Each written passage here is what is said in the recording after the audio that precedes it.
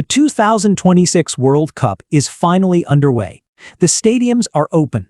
The matches have begun. Millions of fans around the world are watching football's biggest tournament unfold. On the surface, this is exactly what FIFA spent years preparing for. The largest World Cup in history, 48 nations, 104 matches, 3 host countries, a celebration designed to showcase the future of football, but only days into the tournament, a different story refuses to disappear. Protests continue outside stadiums. Fans are still struggling with costs and travel restrictions.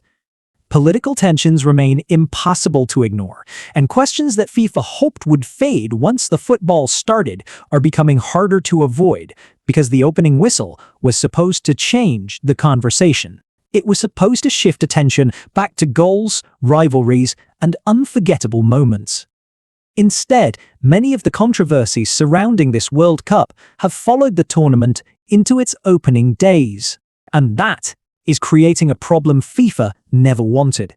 The football is finally here, but so are the questions, and the longer they remain unanswered, the more they threaten to become part of the story of World Cup 2026 itself. To understand why pressure is building now, you have to understand the promise that came first. FIFA didn't simply expand the World Cup, it expanded expectations. 48 teams, 104 matches, 3 host nations, more countries represented, more supporters included, more opportunities for football to grow. Governments invested billions. Sponsors committed record amounts of money. Host cities prepared for millions of visitors. FIFA promoted the tournament as a celebration unlike anything the sport had ever seen. On paper, everything looked like a success. But major sporting events are not judged by marketing campaigns, they are judged by reality. And reality is proving far more complicated than FIFA expected. The bigger the promise, the bigger the expectations. And the bigger the expectations, the harder they become to meet. World Cups have always required sacrifice. Fans saved for years, crossed oceans, and spent thousands of dollars to follow their teams. The difference in 2026 is that many supporters feel the cost has reached a level that no longer feels reasonable. Ticket prices have generated criticism, accommodation costs have surged, flights remain expensive for many supporters. Attending the World Cup no longer feels difficult, it feels unattainable.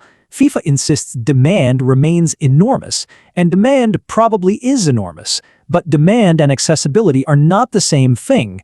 A tournament can attract global interest while becoming increasingly difficult for ordinary supporters to attend. That distinction matters because football's greatest moments are not created in executive boardrooms.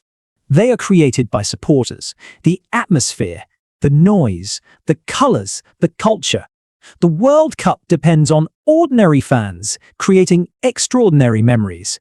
And increasingly, some supporters feel excluded from the very event that was supposed to bring the football world together. At the same time, FIFA found itself facing pressure from a completely different direction, not inside the stadiums, outside them.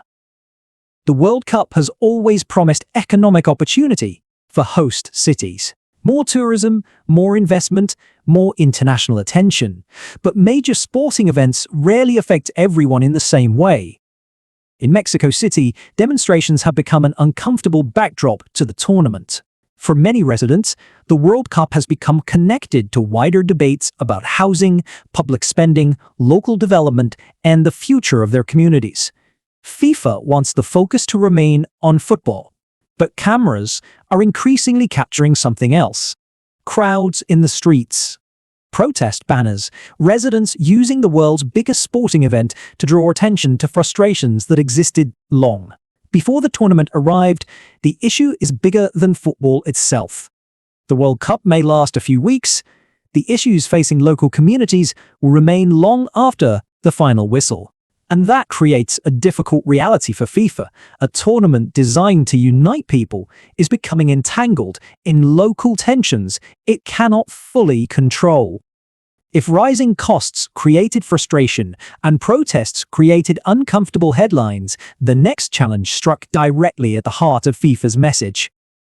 Inclusion. For years, FIFA promoted World Cup 2026 as the most inclusive tournament ever staged. More teams, more countries, more opportunities. Yet, as the tournament approached, stories began emerging that raised difficult questions about that promise.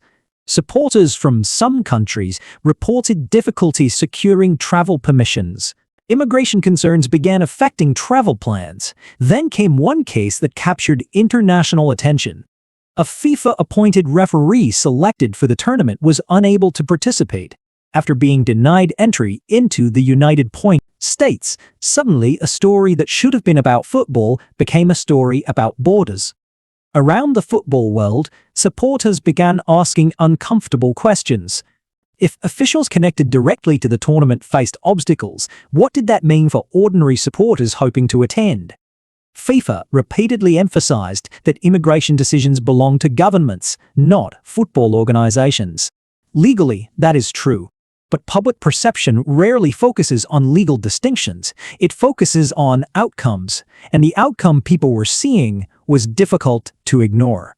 The most inclusive World Cup in history was generating stories about people being left outside. No story better illustrates the complexity surrounding World Cup 2026 than the situation involving Iran. On the pitch, qualification was simple. Iran earned its place like every other nation. Off the pitch, nothing was simple. Political tensions created circumstances unlike anything seen in modern World Cup history. Suddenly, football became entangled with international politics in ways FIFA could neither fully control nor easily explain. Reports describing unusual travel arrangements, visa complications, and logistical uncertainty quickly attracted worldwide attention. What should have been a sporting story became a geopolitical story, and this changed everything. Because the issue was no longer about ticket prices, it was no longer about protests, it was about credibility. FIFA spent years presenting the World Cup as a tournament, capable of bringing people together regardless of politics, geography, or ideology. Now, one of the tournament's qualified nations had become a symbol of how difficult that vision can be to achieve in reality. Whether FIFA created these problems is almost irrelevant. The perception was already forming. The organization that promised to unite the world was increasingly being forced to confront the political realities of the world it was trying to unite. The deeper story behind all of this is not protests. It is not ticket prices. It is not visas. It is trust. FIFA can point to record revenues, record sponsorship deals, record audience projections, and financially, World Cup 2026 may become the most successful tournament in football history. But trust works differently. It cannot be measured by balance sheets or television ratings. Supporters want to believe the World Cup still belongs to them. Host communities want to believe the tournament benefits them. Participating nations want to believe football remains bigger than politics. And when enough people begin questioning those assumptions at the same time, confidence begins to weaken. FIFA is not facing a single crisis. It is facing multiple challenges that all point toward the same question. Can the organization still deliver the vision it sold to the world? The answer will not be decided before kickoff. It will be decided over the next 5 weeks. Because despite everything, the football itself remains extraordinary. The players are here. The stadiums are ready. Historic moments are waiting to happen. The World Cup will create unforgettable memories. It always does. But when the trophy is finally lifted and the celebrations come to an end, another verdict will remain. Not whether the tournament generated record revenue, not whether viewing figures broke records, but whether the biggest World Cup in history lived up to the promises that made. It's possible. FIFA wanted World Cup 2026 to be remembered as the tournament that expanded football's future. It still can be. But first, it must overcome the growing perception that its biggest challenge is not happening on the pitch. It is happening everywhere around it,